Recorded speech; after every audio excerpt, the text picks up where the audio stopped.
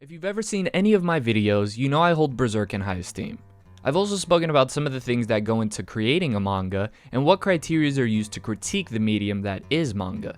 Now, even though I think there is a way to logically look at a story and see its quality, there's still a good level of subjectiveness when it comes to the enjoyability of a manga. So there's still possible answers like Vagabond, Pun Pun, One Piece, etc. Now, this is real quick me going off script. When making this video, my attempt is to try to not only make the case for Berserk and the reasonings why I have it as the greatest manga of all time, but I'm also going to be explaining a lot of the things that are used to create a story. So consider this two birds in one stone. I'm going to be explaining why Berserk is my number one, as well as I'm going to be actually giving definitions and explaining the structure of how you create a manga and some of the different things that are used and necessary to implement in your story. So I guess this video will probably be titled something like Berserk and how to create your manga. Now, I could easily make the case about Berserk being one of the best of all time, but here I want to take all the experience I've gained the past year and really try to make the case for why Berserk is my number one manga of all time.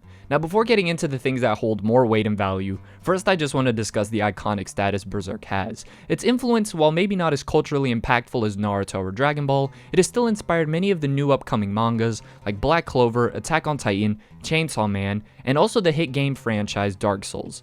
Berserk overall is seen as the benchmark for how to create a genius work of art and literature. But for the rest of the video, I'm going to be explaining why it is seen that way. Also, I will not be making any speculation on the ending of the series or how that will go, as that is making a critical analysis on a what if, not a what is.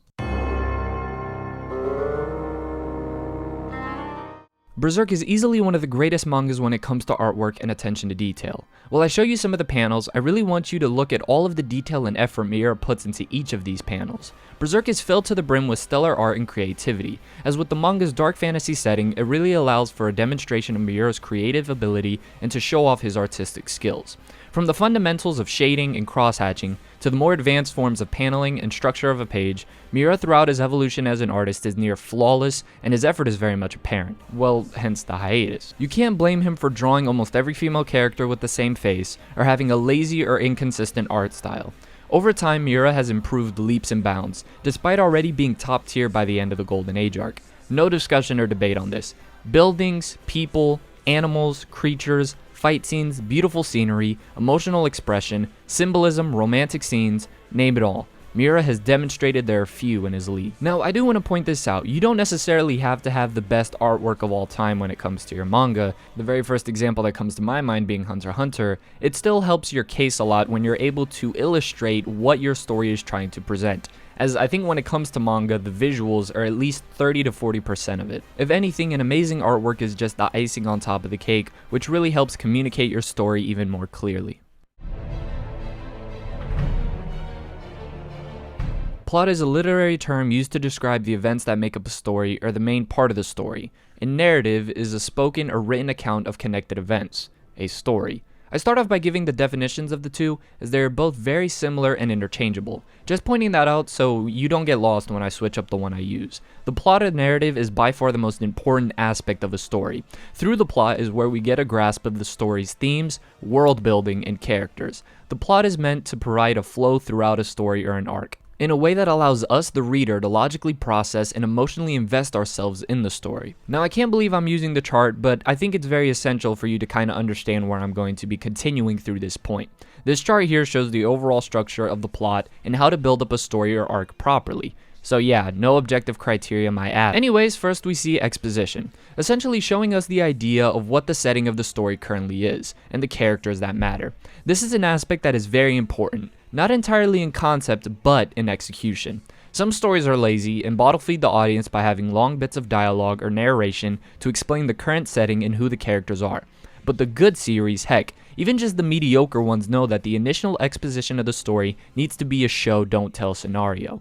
Yet, even then there is a level to it. There is a balance of what needs to be revealed and what to leave a mystery for the audience. Berserk nails this completely in its very first arc, the Black Swordsman arc. Even though it is Berserk story-wise arguably at its weakest due to the overly edgy feeling it gives off, as an introductory arc it serves perfectly. Now look, Berserk isn't the only one to do this, so feel free to use any story that is easiest for you to kind of use as an example to show a great expositional arc or expositional stage within the story. But in Berserk we are given the majority of the characters that are important to the story, as we are presented with Guts at his current state, and it is very apparent that he has some evil tendencies and a dark, hateful way of being. But Berserk does a flawless job as to keeping the reason why he is that way a secret for now, creating a sense of mystery and compellingness that we see in characters like Kakashi and Gintoki. The only flaw you can point out is the very first page, but even that is justified when we find out the same demon that killed his dear ally Corcus, so it wouldn't be a stretch at all to conclude Guts at his lowest point isn't capable of anything for revenge. Continuing, however, as the arc progresses, we are introduced to Puck's character,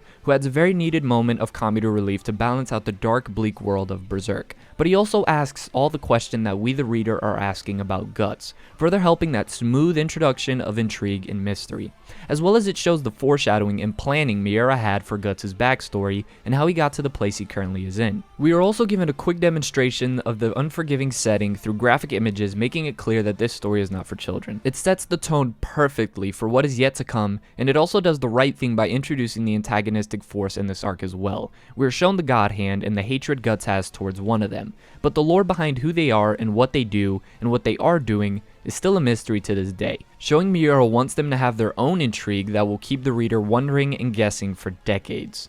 The overall genius of the Black Swordsman arc is how it is managing to be the expositional arc for the story of Berserk while also going through its own structure of plot. In fact, all arcs within the story are meant to be mini-plots that connect to create the bigger picture. And every arc in Berserk so far, we can see the expositional stage, the conflict, which leads to the rising action, which then leads to the climax, falling action, and finally, resolution.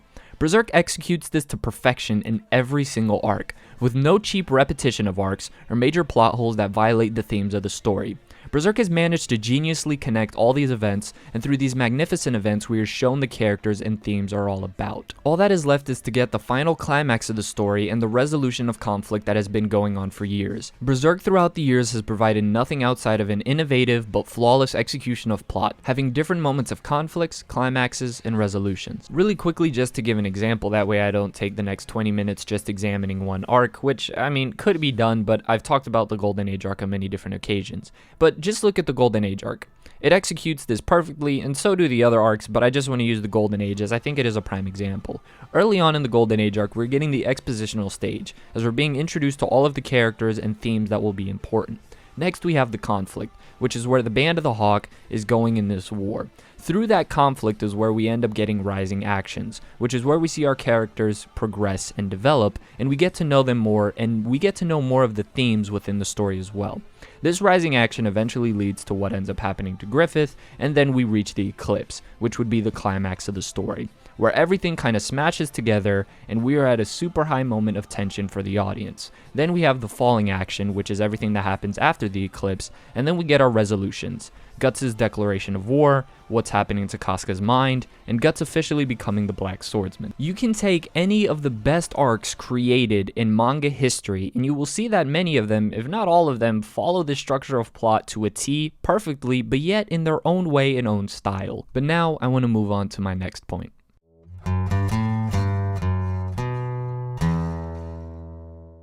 Themes are the moral of the story, and what sort of lessons or philosophical ideals you want to be in your story. Now, a bad story will force themes into an audience in a woke way that reduces their characters to mere political points. A good story will incorporate themes to story to bring life to it and its characters. The many themes Berserk covers is genuinely impressive and is almost unmatched. Miura's implementation of Jung's teachings to create a dark fantasy setting is nothing short of masterful. We see the theme of light versus dark, life versus death, revenge and forgiveness, hope and despair, war and peace, friendship and loneliness, love and hate, existentialism and religion, self-improvement or self-destruction, ambition, trauma, humanity, and of course causality. Berserk shows the ugly side of humanity from people in all walks of life, and through its graphic depictions and raw but exaggerated examples, it gets these themes across clearly. But it's not the themes itself, because many mangas cover some of these themes, but it's the way these themes are implemented and executed. Hardly no other story has been able to cover every theme I've just listed, and as well as Berserk has, and may cover some of these well, But if I'm being honest, I've only seen Berserk has been able to incorporate all of these themes at its best to add to the story and to do it consistently at the highest level. Now, I also want to make this clear, even though not all stories tackle these themes, that does not mean those stories can't be great in its own way, because if it doesn't address a certain theme, I can't knock it for that. However, many stories do try to incorporate some of these themes, but at times can fall short, as at times the execution can be a little shaky, which ends up leading to plot holes or inconsistencies and contradictions to the very themes that the story stands for. And so to recap this point, the purpose of you adding themes in your story is to give some sort of ideal or some morale to it, to bring not only your story, but the characters you're going to use in your story to life, giving them a purpose, a personality, and something that will drive them and drive the story.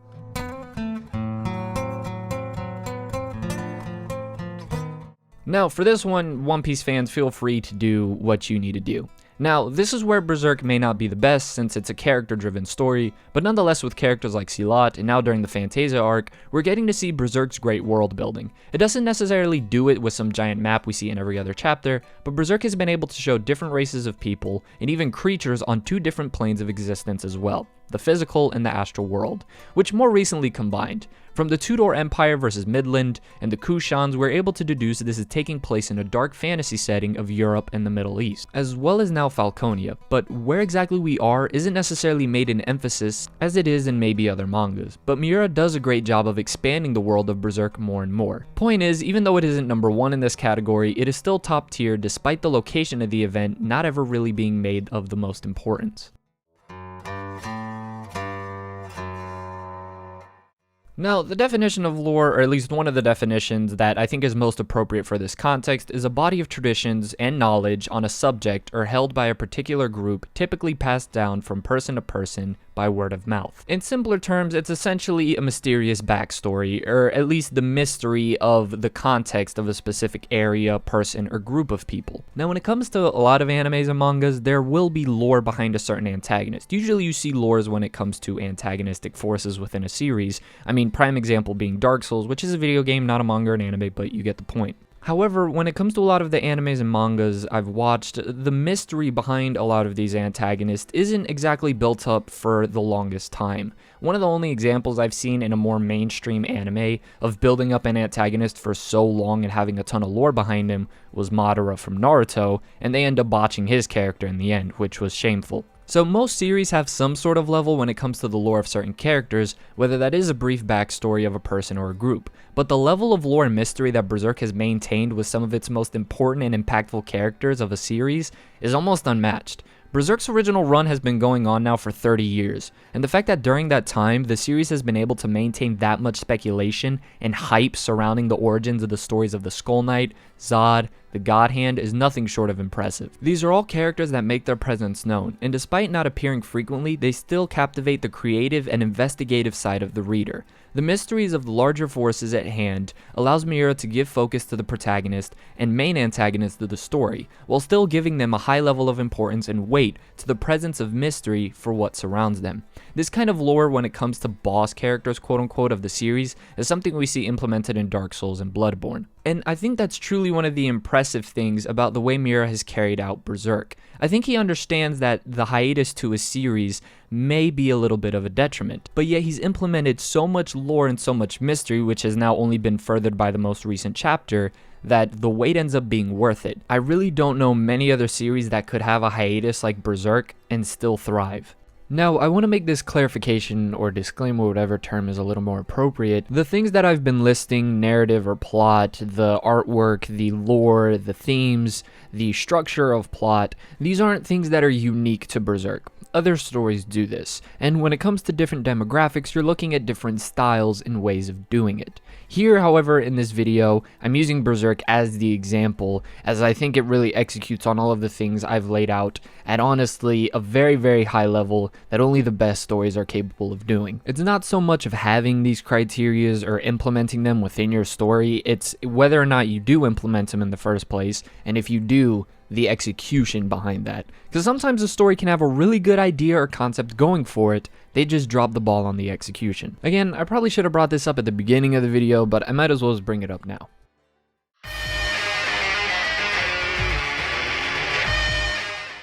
Now, the definition of a supporting character is a character in a narrative that is not the focus of the primary storyline, but appears or is mentioned in the story enough to be more than just a minor character or a cameo appearance. Now, if I'm going to add on top of that, many times the side characters are usually the ones that help increase the level of world building and expand the overall narratives, themes, and lore within a series. The supporting characters, or the side characters, which are usually what they're referred to as in the genre of anime or manga, should contribute something to the story, whether that's comedy relief, action, moments of conflict, character development, enhancing the overall themes within a story, or just bringing more character interactions for the protagonist to show his inner thoughts and for the protagonist to thrive. Think of this as a sports team. You may have a phenomenal superstar, but the way you really win games, especially when it comes to the sport of basketball, is not only having a phenomenal superstar, but it's also having great role players who know how to fulfill their role. The side characters should be fulfilling enough to the point that they have their own storyline which intrigues the audience,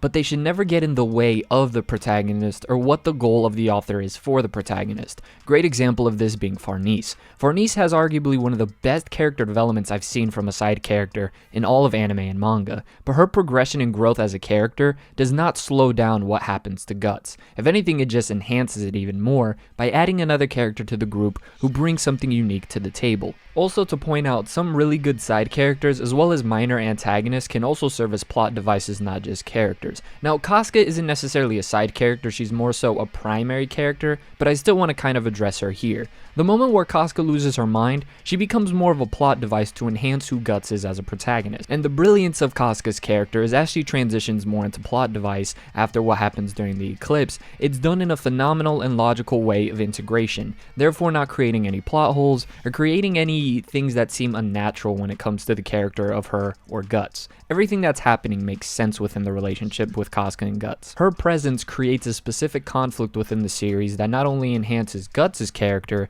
but every sort of conflict that's happening throughout the rest of the series, making the stakes higher and higher and creating more tension and suspension. Again, even in the role of more so of a side character that Casca plays throughout the latter half of Berserk, she still serves her role greatly. In the early Berserk chapters, Puck in the Black Swordsman arc served as great comedy relief as well as in the Conviction arc, as he contrasts the extremely bleak and dark world of Berserk, and moments of comedy relief like that can help ease tension. Again, he serves a specific role, and he's also kind of the voice of reason when Guts is around, so he serves more than just the comedy relief role as well.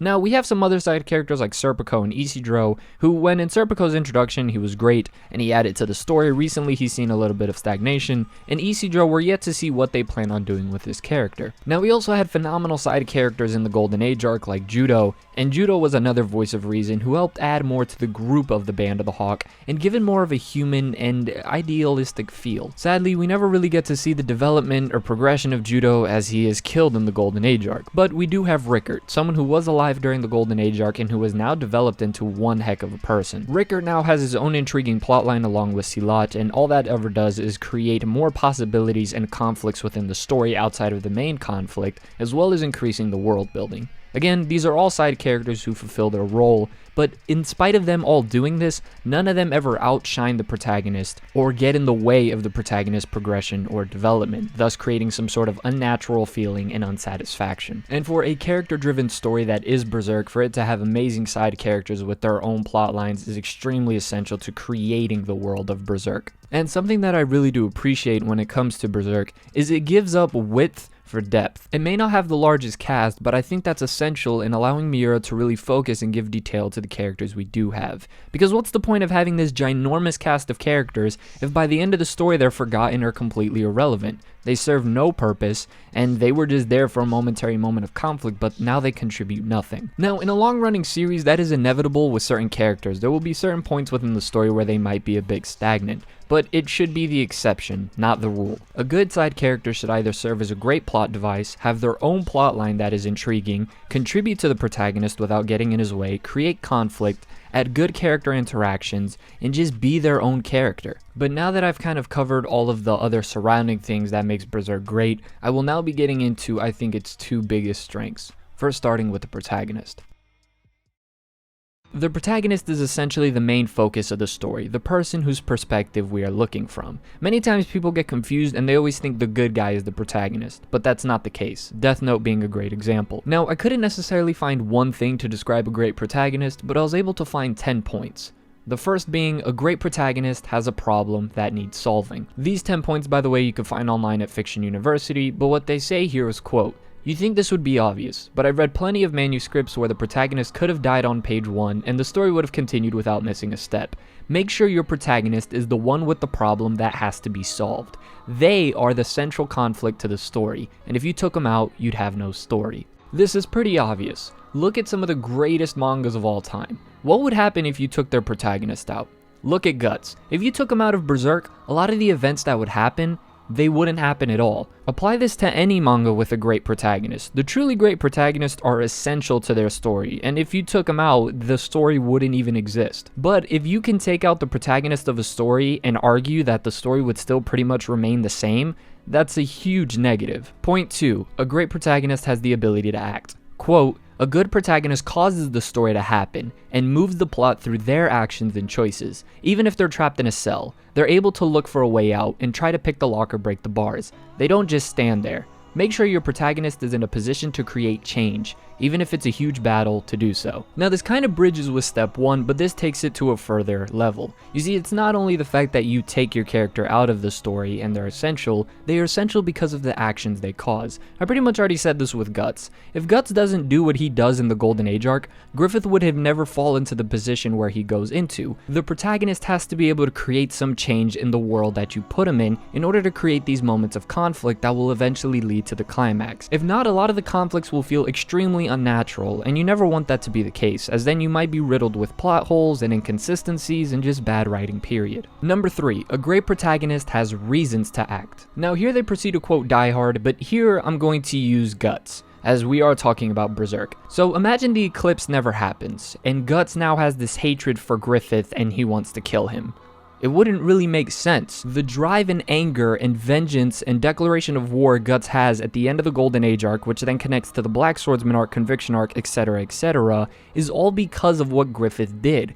Guts is given a reason in order to act. He sees what Griffith did to him, the Band of the Hawk, and the person who he loves the most, Casca, and now he's filled with vengeance and rage. It's a natural and logical reasoning for why Guts does what he does. But if you took the eclipse out of the story, if you took Griffith out of the story, if you took every tragic event that's ever happened to Guts, a lot of the reasonings for why he acts would completely be unrealistic. That's why I always praise the brilliance of the Golden Age arc and Guts' backstory, as it provides a logical and realistic reason for why Guts is the way he is now. Now as I continue on with the rest of these points, think of whatever protagonist works best for you, and I would also suggest writing this down if you are considering writing a protagonist for yourself for whatever manga, manhwa, or whatever story you want to create. Now the 4th point, a great protagonist has something to lose. Quote, "But just having a reason to act isn't enough. Losing something that matters is a powerful motivation tool and will force your protagonist to do what they normally wouldn't. They'll take risks they never take if they didn't have this consequence hanging over their head. It's the risk that raises the stakes and the tensions and makes readers worry." That point is pretty self-explanatory. This is made evident in the Black Swordsman arc, as if Guts dies due to the brand of sacrifice, he will eventually be dragged down into Berserk's version of hell. And while Guts doesn't want to die, he has something he wants to accomplish. He's driven and he's made alive for his vengeance. And once him and Casca's reunited, the thing he has to lose is Casca. He doesn't want to lose her ever again, as he very clearly states. So there's always something to gain for Guts, but there's also something very big to lose, which is what creates the conflict and gives Guts reasoning to act. The 5th point, a great protagonist has something to gain. I basically brought this up earlier, but if Guts was able to get Casca's mind back, well, he would gain the love of his life, and someone he finally found a goal and a reason to live in. In the Black Swordsman arc, if Guts was able to exact revenge on the God Hand and Griffith, he'd be able to avenge his fallen comrades and give up his quest of vengeance, finally finding peace. So even though as we see Guts has everything to lose, Guts also has everything to gain, which I think is what's made the emotional tie to him as a protagonist so great throughout all these years. Number 6, a great protagonist has the capacity to change. Quote, "Character growth feeds the soul of the story and turns it from a series of plot events to a tale worthy of telling and worth reading. A great protagonist has the ability to learn from their experiences and become a better, though not always, person. They won't be the same person they were when the story started. Now, usually we see this in terms of character development, but here they just kind of say the capacity to change. And well, that kind of applies to every character. Even the most basic mainstream shonen ones, they do change. Whether that's in terms of power, ideology, the way they go about things, there is some sort of change to who they are that is created by the conflict of the story. But, however, there's still levels to this, and if there was ever an example of a character changing for the better and or the worse, it would be Guts. You can use other characters like Musashi, Thorfinn, Eren. Those are all great examples as well, but I think Guts goes through so many ups and downs as a character, it's just impressive. Now, the first 7 ones are things that can apply to the best of the best, but the next 2 I think is what truly separates Guts from basically every protagonist out there. Point number 7, a great antagonist has a compelling quality, and point number 8, a great protagonist has an interesting flaw. And what's funny about Guts is if I were to sum up what's his most compelling quality, it would be the fact that he's human. And if I were to sum up his greatest flaw, it would also be the fact that he's human. And really think about the complexity behind that fact. Guts, being such a human character, demonstrates all sorts of emotions across the entire spectrum. That's his greatest quality, but it's also his greatest flaw, as many of the bad decisions he's make is due to him reacting like every normal person would in his shoes, out of anger, vengeance, spite. But he's also human in the sense that he searches for the same things we all do in some way. The greater purpose in living, our existence and the meaning behind it, love, happiness, peace, and the freedom to search for those reasons. And what's amazing is everything surrounding Guts' character, all of the themes implemented, have been to enhance that quality and flaw of Guts. The whole idea of being human. He gives Guts a tragic backstory not for the sake of being edgy or tragic, but for the sake to enhance trauma in Guts' life. That shows the complexity of the emotional and psychological state of human being, overcoming said traumas, learning, struggling, and growing. That's always been the super compelling thing about Guts. The specifics of the examples in which Guts is thrown in and the scenarios in which he's thrown in is very, very extreme. He's still able to relate with us because he demonstrates all qualities that a human being does. So as I've already stated, him being human shows his flaws, his angers, his darkness, the mistakes he makes. But I think what makes him even more compelling trying to take this to another level is despite his flaws,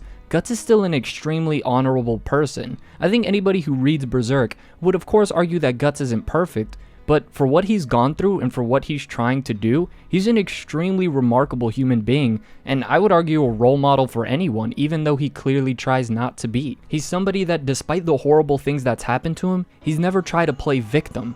He never has. He's taken up his sword and fought against everything life has thrown at him, not accepting the crappy fate he's given, and not just whining and complaining about it. He takes up his sword and he does something about it, and he doesn't throw that responsibility on others. He takes the responsibility of all of his actions for himself. The consequences of what he does, he understands falls on him at the end of the day. Guts is someone who can inspire other people without the sweet talk, the manipulation, the empty promises. Guts many times calls people out for living in a lie, but he leads by example, and those who notice that example follow him. Look at Farnese. And it's through his unique combination of being human whilst although being above human in a sense is what makes him so compelling and extremely, extremely outstanding. So there I kind of combined the 2 points in one, as with Guts' character it goes hand in hand. Now the 9th one is a great protagonist has a secret. And this is something that we know about Guts in the Black Swordsman arc, and as I mentioned earlier during the expositional stage of the story. Usually, you don't want your character to be predictable, and you don't want to tell your audience everything about the character. You want them to figure that out as the story continues. Here as they say on their 9th point, quote, "Let your protagonist be a little cryptic until readers are dying to know what their secret is." Again, beautifully executed in the Black Swordsman arc, and the audience is greatly satisfied in the Golden Age arc. But even now, in that whole theme of predictability, as Guts changes and grows as a character, that also shows a change in motivations, therefore making what he does next, or the way he reacts to certain things, non-predictable. Now, the 10th point, and I'm glad they saved this for last as this will then connect to the next segment of the thing I want to talk about, a great protagonist has someone or something interesting trying to stop them. What would Guts be without Griffith? What would Griffith be without Guts? Griffith is an interesting character. He's someone who has his own goals, his own motivations, his own ambitions, and he's the one that creates conflict with the protagonist. Quote, "Give your protagonist someone worth fighting, or their victory is meaningless." Think of your antagonist as the opposite of your protagonist. the dark to their light, the evil to their good. What enhances Guts' character as a whole and what allows his themes to be implemented is the conflict created with the antagonist, which is why I've always stressed the major importance of having a great antagonist within your series. Now, some series on the odd occasion like Pun Pun doesn't have that antagonist, as it's not really needed, as throughout Pun Pun his circumstances kind of end up affecting him, and he's kind of his own antagonist in a way. Some stories also try to do that, which is what I was critical on Fire Punch, as they introduced antagonistic forces within the series that in the end ended up having dumb motivations, bad character endings, and overall just this meaningless addition to the story. But due to the presence of Griffith and Guts, there's constantly this push and pull throughout the Golden Age arc, and now the two have been separated to establish themselves as separate characters and to accomplish their own goals, adding more and more to the eventual climax of the story. Berserks hold claim to one of the, if not the greatest protagonist ever written in manga. If there's one struggle or frustration I often have with other series, is you could easily list 5 to 10 characters who are more impactful and better done than your protagonist, and that should never be the case. The purpose of the protagonist is for them to be the central focus in which all the themes and conflicts are driven through that character. But if they're being outdone by people who came way later in the story or who have way less time than the protagonist, that is a huge issue and would arguably just show the poor writing behind that protagonist in the first place, or at least the inconsistency in the writing at times. The side plot lines of the story should never be given more importance or better writing or just more detail than the main conflict of the story to begin with, which is why I wanted to address the point of the side characters first. The side characters need to be side characters, but the protagonist should also be the protagonist. And so Berserk is able to hold claim to one of the, if not the greatest protagonist ever written in all of manga and anime. Guts, the true black swordsman.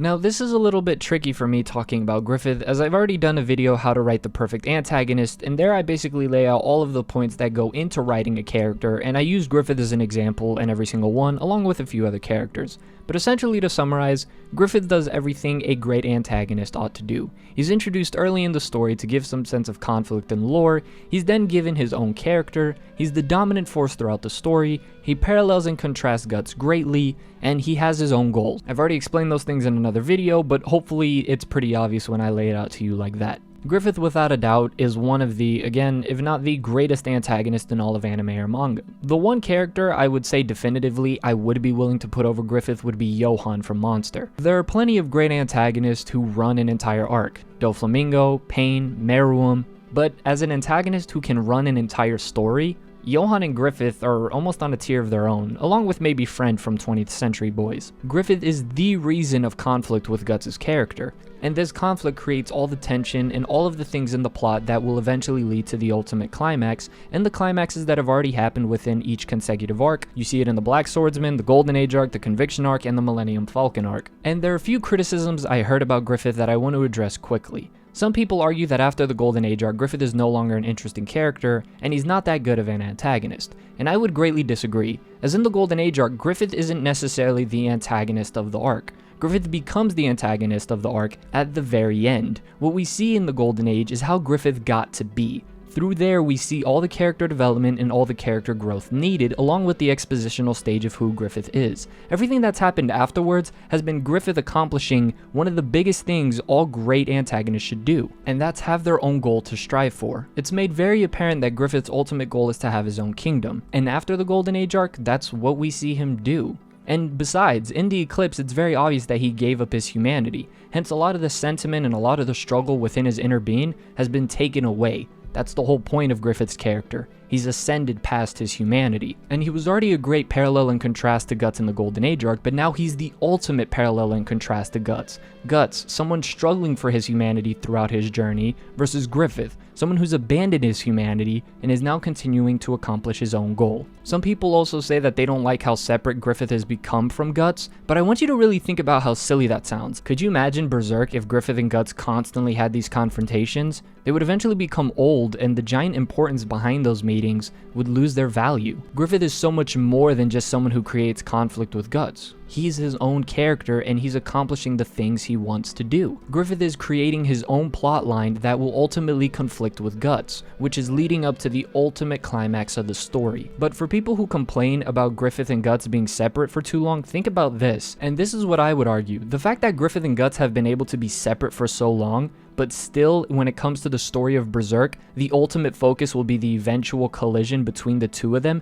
speaks ginormous volumes. For Griffith to not need to be very present with Guts but to still have an effect on his life shows the greatest antagonists of all time. Just look at any antagonist, any respectable one. Meruem, Pain, Crollo, Hisoka, Griffith, Johan, Friend, Bondrewd. Their effect is still felt even though they aren't there presently at the current moment. No antagonist should just create conflict for the sake of creating conflict. It has to be a difference in interest in the ultimate goals of the two characters. Griffith has already gone through his development as a character, and who knows what the future holds for when Griffith and Guts ultimately do collide for the final time. Guts is already pushing the plot and narrative of the story on his end. All Griffith is doing is holding up his end of the bargain at the current moment and pushing the plot and narrative as well, adding more to the implementation of brand new concepts in world building in the world of Berserk scenarios and reasons of conflict in the first place, whether it be the main storylines or the side storylines like with Rickard and Silat. All of this is for the reason, and it's the 10th point that I brought up with the protagonist.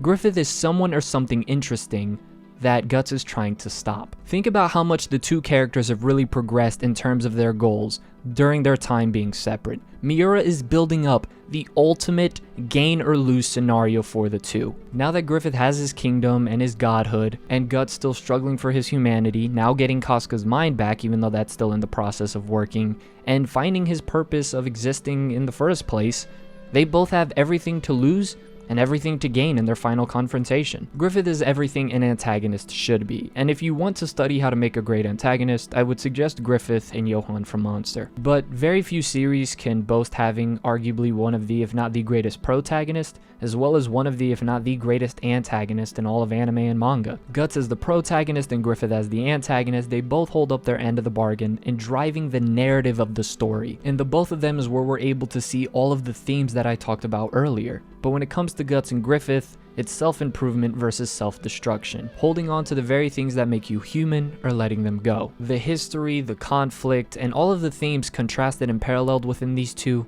are pretty much unmatched. There needs to be more than just hype moments. There needs to be a natural progression of conflict and a reason for that conflict in the first place, and that conflict is what should lead to the eventual climax of the story. The audience should fully understand, or at least mostly understand, all that is at risk for both characters, thus investing them into everything that is going on.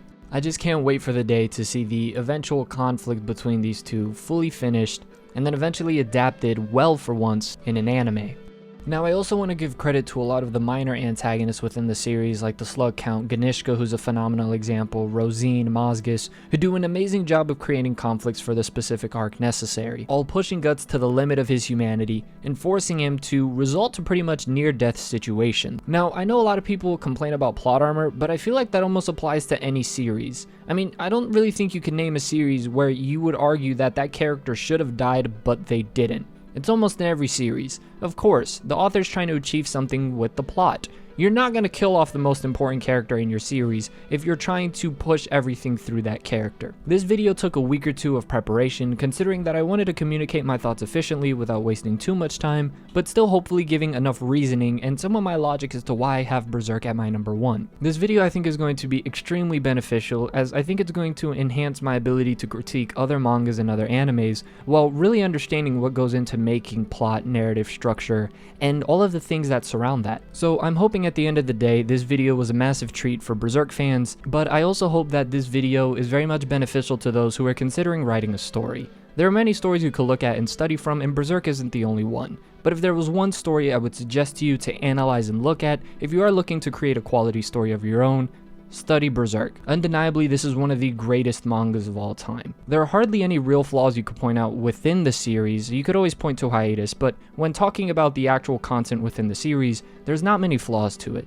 I've heard people say that Berserk falls off after the Golden Age arc, and I would argue that person just doesn't really know how to look at a story properly, as both the Conviction arc and the Millennium Falcon arc do amazing jobs to push the world building, the themes, and the overall progression of Griffith and Guts' characters. Now also, these criteria were not made by myself. This is stuff that I looked whilst researching different quotes from different authors who write stories for a living. So hopefully I was able to compile all these points very clearly and present them to you, to also help you when you're reading an anime or manga, and maybe look at the things that you like or dislike about a series, but again also for those who want to write their own series. After doing this video, and after looking at all of the different things, it's nothing but 9s and 10s across the board for me. Manga at its absolute best. If you are new to the channel, make sure you like, comment, subscribe, turn on the bell notifications, that way you're notified when a new video pops up on some of your favorite anime, manga, or whatever content. As always, this has been The Masked Man. Hope everyone has a blessed rest of the day, and peace.